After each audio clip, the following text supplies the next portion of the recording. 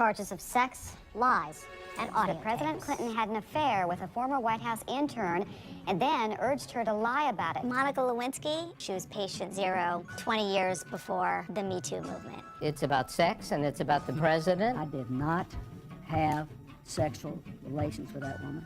This 24-year-old Southern California native finds herself at the center of a legal and political firestorm. Allegations of sexual misconduct by the president in the White House. You were talking about a president, you were talking about an intern, you were talking about really detailed, salacious discussions about their intimate behavior. Sources say the tapes include Lewinsky's graphic descriptions of a long-term sexual relationship. I remember watching my colleagues struggle so much with how to say these things on television. How do you even describe this? About the sex acts. The impeachment story this week reached a climax of sorts on Capitol Hill.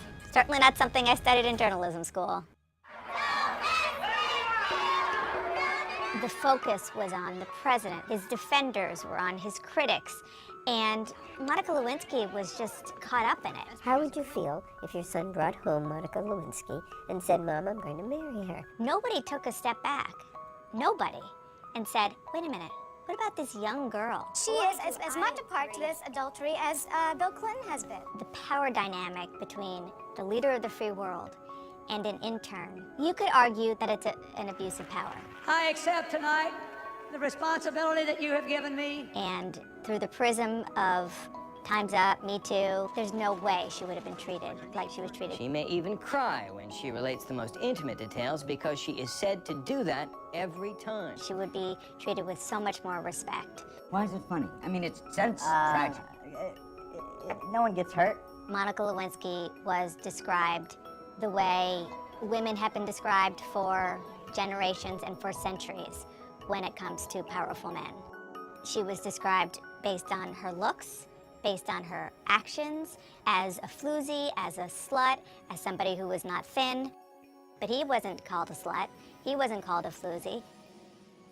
I think with a show like Saturday Night Live, there is no such thing as poor taste. Think about Saturday Night Live. Former White House intern Monica Lewinsky.